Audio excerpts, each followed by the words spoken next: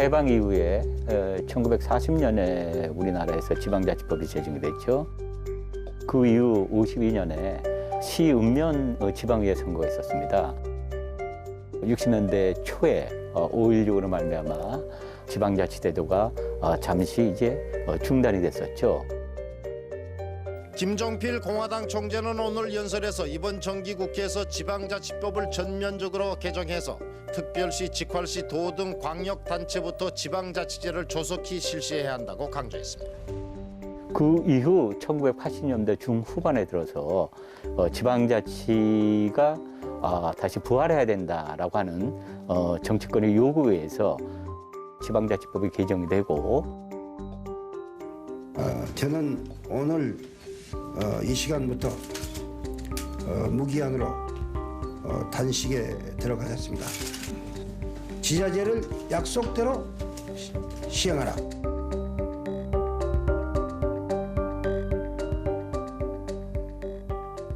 (90년) 초, 91년으로 기억합니다. 지방의회 의원 선거가 있었고 95년도에 단체장 선거가 있었죠. 우리 국민 모두가 자기 이 고장에 참 일꾼을 뽑는다고 하는 이러한 생각을 분명히 가지고 말이에요. 이름으로써 명실공히 우리나라 지방자치제가 1995년 지방의회 통합선거를 거쳐서 지방자치제가 부활되고 지금까지 내려오고 있다라고 이렇게 볼 수 있습니다.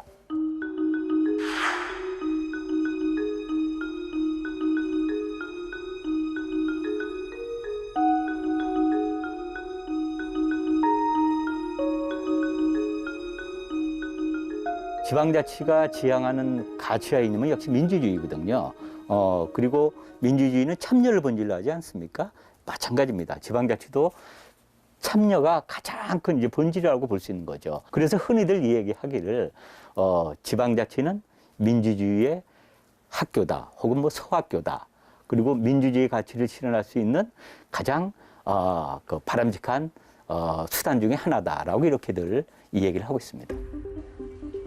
우리 지역의 일을 지역 주민 스스로의 참여에 의해서 지역 주민의 어떤 자주재원에 의해서 만들어 간다는 거죠.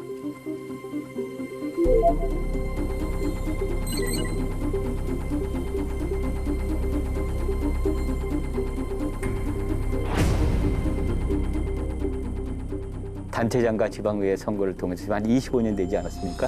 이 짧은 역사입니다. 하지만 우리가 흔히들 지방자치가 잘 돼 있는 나라들 하면은 미국이나 유럽 나라들을 우리가 꼽을 수가 있는데 굉장히 역사가 길거든요. 짧은 25년의 역사에서 바라봤을 때 그나마도 그러한 제도들이 빨리 설계가 됐고 또 시행이 되고 있다라고 생각됩니다. 다른 이제 집행부가 지역 주민이 원하는 바라는 그런 행정 서비스를 제공해 줘야겠죠. 이것이 이제 제일 중요한 것 같고 지방의 의원들의 역할입니다. 지방의 의원들이 지역 주민의 그 요구라든가 바라는 바를 지방자치단체의 정책 결정 과정에 잘 녹아 들어갈 수 있도록 제 역할을 해주는 것이 무엇보다 중요하지 않을까 하는 생각이 드네요.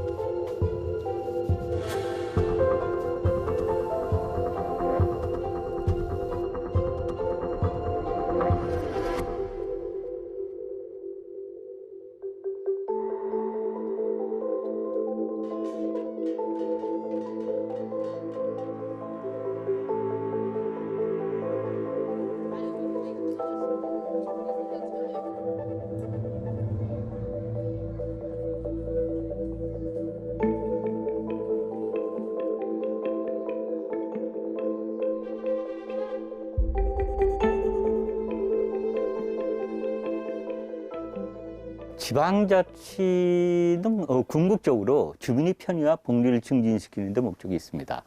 그래서 지방자치는 지역 주민의 삶과 굉장히 밀접한 관계가 있죠. 지방자치가 궁극적으로 추구하는 주민의 복리 증진을 위해서 여러 가지 다양한 이제 서비스를 제공해 줌으로써 지역 주민이 바라는 바람직한 방향으로의 발전도 이룰 수 있고 지역 주민의 삶의 질도 제고해 줄 수 있다라고 이렇게 볼 수 있겠죠.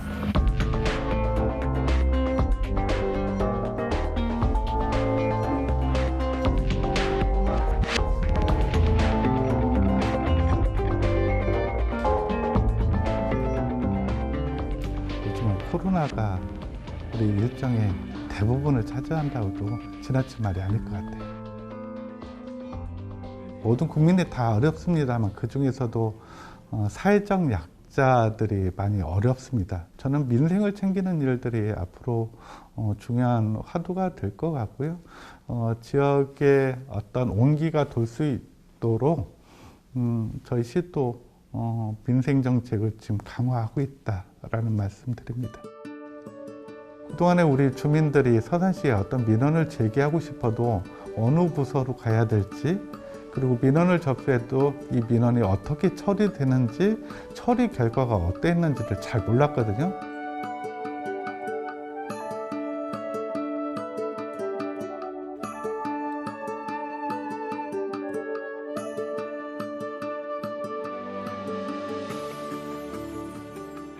이런 과정들이 쉽지는 않아요. 왜냐하면 우리 시민들도 우리 문제를 우리가 결정해봤던 경험들이 많지 않기 때문에 많이 낯설고 생소했던 것도 사실이에요. 우리한테 물어보지 말고 시장이 결정하면 될 일이 아니야 라는 이야기들도 있었습니다. 그런데 그렇게 해서는 문제를 해결하지 못했기 때문에 인식의 전환, 방향의 전환들이 있었던 거거든요. 자원순환형 바이오 가스화 시설은 폐기물을 통합적으로 처리하는 겁니다. 음식물 처리, 분뇨 처리, 가축 분뇨, 하수 슬러지를 통합적으로 처리하고 거기에서 발생한 열을 이용해서 새로운 거름이나 사료 이런 것들을 만들어내는 순환형 구조로 가고 있는데요.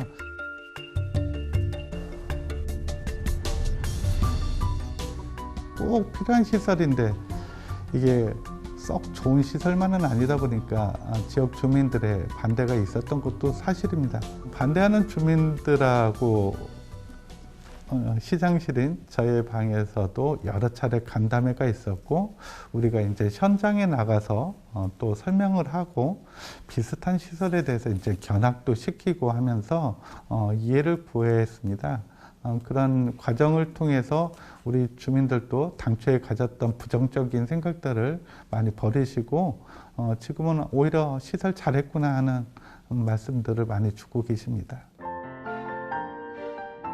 그동안의 행정은 시에서 모든 정책을 결정해 놓고 따라오라는 식이었다면은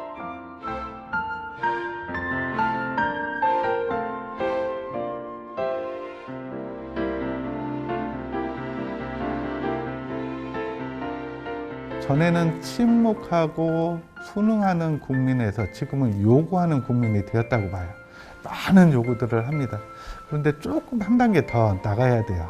진정한 지방자치가 되려면 요구하는 시민에서 이제 참여하는 시민, 참여하는 시민에서 이제 같이 책임을 나누는 시민으로 갈 때 저는 지방자치가 지금보다는 더 완성된 모습으로 우리한테 다가오지 않을까.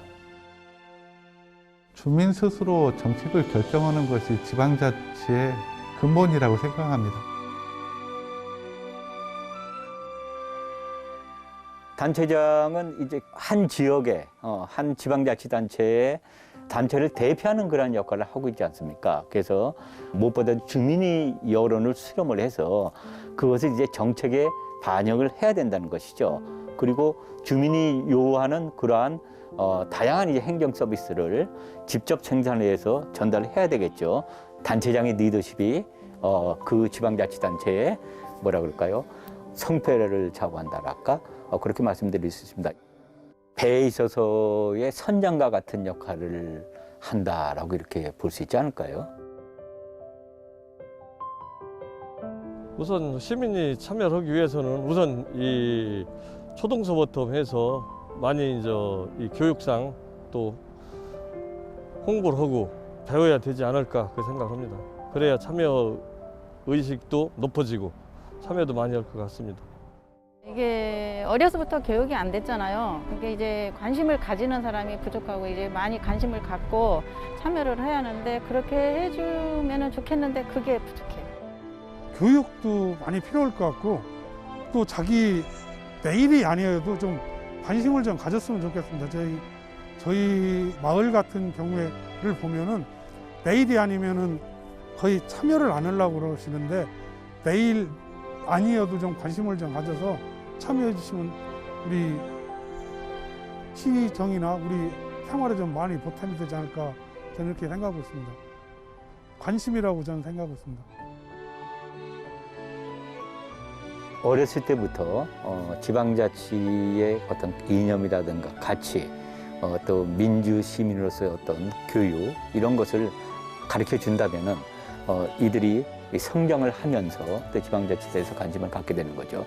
지방자치는 곧 마을의 일이거든요. 그러니까 그런 마을의 일에 더욱더 관심을 갖게 되면은 결국은 지방자치 제도가 발전할 수 있지 않을까라고 생각합니다.